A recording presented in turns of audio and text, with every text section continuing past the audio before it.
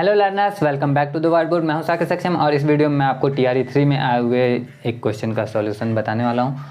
और क्वेश्चन है हमारा ये, निम्नलिखित में से कौन सा कथन जो है वो असत्य है। कथन क्या है, एक छोटा सा है कि निम्नलिखित में से कौन सा असत्य है।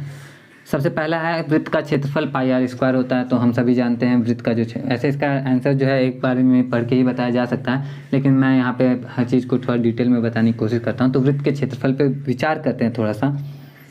ये वृत्त है ना, वृत्त की त्रिज्या r और इसका क्षेत्रफल, अगर क्षेत्रफल की बात करते हैं तो जितना क्षेत्र ये घेर के रखा रहता है ना वृत्त, उसको क्षेत्रफल कहते हैं हम लोग। तो ये बात तो आप जानते ही हो। तो इसका क्षेत्रफल जो होता है, क्योंकि हम जानते हैं वर्ग का जो क्षेत्रफल होता है, वर्ग का क्षेत्रफल मतलब a और a इधर से रहता है तो a² भुजा स्क्वायर कर देते हैं। तो ये जो हमारा वृत्त है, वृत्त में भी क्या हो जाता है, इधर से और इधर से, मतलब ये वाला भाग r और ये वाला भाग r। तो इसमें भी हम लोग r का स्क्वायर कर देते हैं। लेकिन हम लोग जानते हैं कि पाई क्या है। पाई एक ऐसा नंबर है कि अगर आप एक धागे को ले लो, धागा अगर 22 सेंटीमीटर लंबा है और इससे आप ऐसे किनारे किनारे रख के 22 सेंटीमीटर लंबे धागे को लेके ऐसे गोल तरह से एक वृत्त बनाने की कोशिश करोगे, तब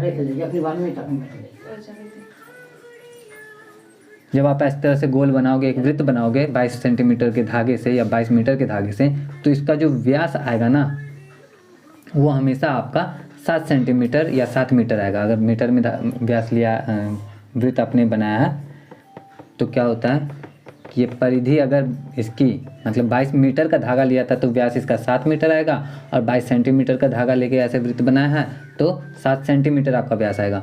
तो ये 22 और 7 जो है एक ऐसा अनुपात हो जाता है जो कांस्टेंट होता है, सभी में अनिवार्य रूप से पाया जाता है। इसी वजह से इसको हम लोग पाई से डिनोट करते हैं। और हर जगह पे हर वृत्त के क्षेत्रफल में ये आता है, क्योंकि हमें मालूम है कि ये r जो है, जैसे मान लो वृत्त में इसमें तो फिक्स है कि इधर गया और इधर गया, लेकिन इसमें कि एकदम फिक्स नहीं है, क्योंकि यहाँ से यहाँ जैसे देख लो तो क्या है कि ये फिर इधर से गोल घूम जाता है। यहाँ से पूरा का पूरा एरिया तो इसके पास है नहीं ना, समझ रहे हो ना। पूरा एरिया जो ये एरिया बच जा रहा है, इसी एरिया को कवर करने के लिए हम लोग क्या करते हैं, πr² वृत्त का क्षेत्रफल लिखते हैं। तो हाँ, पहला जो ऑप्शन है हमारा, वृत्त का क्षेत्रफल πr² होता है। तो हाँ, ये सही होता है और सही है ये। तो हमसे पूछा जा रहा है असत्य कौन सा है, तो असत्य वाला तो ये होगा नहीं। तो आते हैं दूसरे वाले पे कि दूसरा क्या है हमारा ऑप्शन। जो हमारा सेकंड ऑप्शन है, एक समबाहु त्रिभुज का क्षेत्रफल √3/4a² होता है। तो सबसे पहले मैं एक समबाहु त्रिभुज आपको बना के दिखाता हूँ कि मान लेते हैं कि ये क्या है, हमारा समबाहु त्रिभुज है और जिसकी भुजा है a। तो समबाहु त्रिभुज की भुजा a है तो ये भी a और ये भी a। एक त्रिभुज का क्षेत्रफल क्या होता है, त्रिभुज का क्षेत्रफल होता है 1/2 गुने आधार गुने ऊंचाई। तो इसका आधार तो a है, लेकिन ऊंचाई हमें पता नहीं है। तो समबाहु त्रिभुज का जो ऊंचाई होता है ना, वो उसके सामने वाली भुजा पे लंब हो जाता है और सामने वाली भुजा को 2 बराबर भागों में विभाजित भी कर देता है। यानी कि इस बिंदु से इधर की जो भुजा होगी वो a/2 होगी। ये पूरी की पूरी a थी ना, यहाँ से यहाँ तक, तो इतना जो है a/2 होगा। तो ये हमें a/2 मिल गया। इसके बारे में हम ऑलरेडी जानते हैं कि ये कितना है, a है।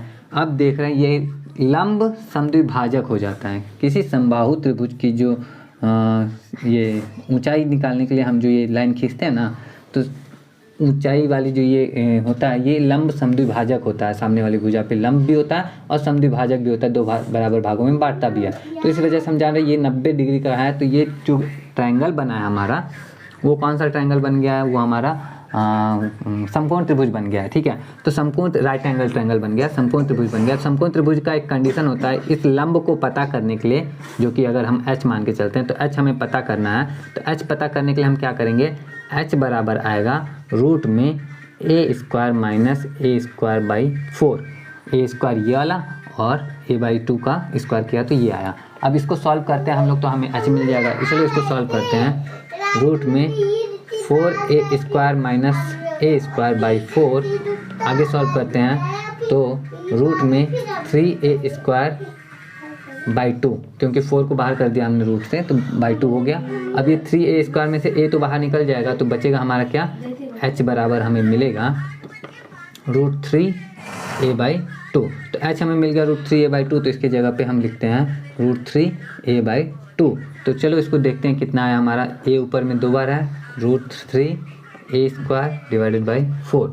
तो ये जो हमने लिखा है कि एक समबाहु त्रिभुज का जो क्षेत्रफल होता है √3/4a² है, √3/4a² है, यानी कि ये भी हमारा क्या है, सही है बिल्कुल। तो जब ये भी सही है, ये भी सही है, तो अब इसको इस पे भी विचार कर लेते हैं कि ये क्या है, एक त्रिभुज का क्षेत्रफल √3/2a² है। तो जरूरी नहीं है ये हो, मतलब अब अगर कंडीशन इस तरह से दिया हो तो हो भी सकता है, लेकिन हमेशा होगा ऐसा जरूरी नहीं है, क्योंकि एक त्रिभुज का जो क्षेत्रफल होता है वो 1/2 गुने आधार गुने ऊंचाई होता है, आधार गुने ऊंचाई। और इस वजह से ये जो है हमारा गलत है, और गलत ही हमसे पूछा गया था, असत्य ही हमसे पूछा गया था, इस वजह से असत्य हमारा सही हो जाएगा, ऑप्शन सी हमारा राइट आंसर हो जाएगा। उम्मीद करता हूँ कि आपको समझ में आया होगा। अगर समझ में आया तो वीडियो को लाइक कर देना, और भी क्वेश्चन के सॉल्यूशन आएंगे लाइन बाय लाइन, बहुत सारे प्लान बना के रखे हैं मैंने, तो उसके लिए अपडेटेड रहने के लिए आप चैनल को सब्सक्राइब कर सकते हो। मैं मिलता हूँ आपसे नेक्स्ट वीडियो में। जय हिंद।